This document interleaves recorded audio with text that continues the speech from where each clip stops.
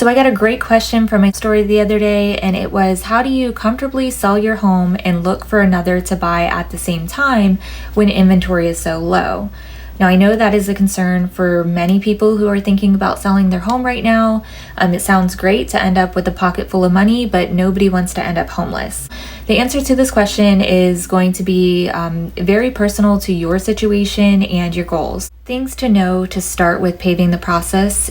What might your current home sell for? What will you net from your current home sale? How much of your net proceeds will you be using towards your new home? Will you need to loan any portion of your new home?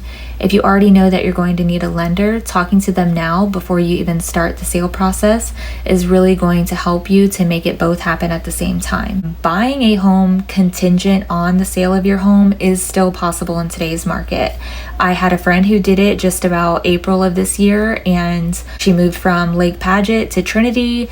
Her situation was she was upgrading. She did get into a much more expensive home, but she profited a lot from her old home and used a large down payment to get into her new home. So ultimately, she was still sitting very pretty in a much nicer home, which was everything she wanted at a very reasonable price. You want to make sure that you're in a position to buy, so if something does become available, you can get on it right away.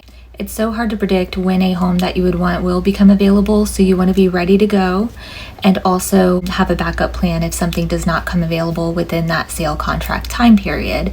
Some might consider getting a new loan for a new home and purchasing what they want first before letting go of their old home. There are different ways that this could go depending on the type of buyer that you have as well. Sellers will usually move items into storage, which helps to declutter their home and prep it for the sale.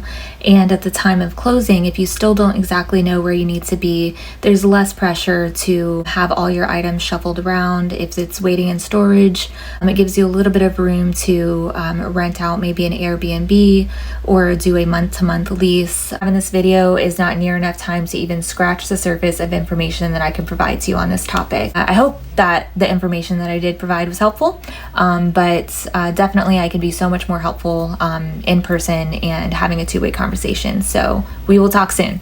I did get some other great questions from that story, and I will have more videos with information for you all soon. If any other questions come up, feel free to message me or comment, and I'll see what I can do to help.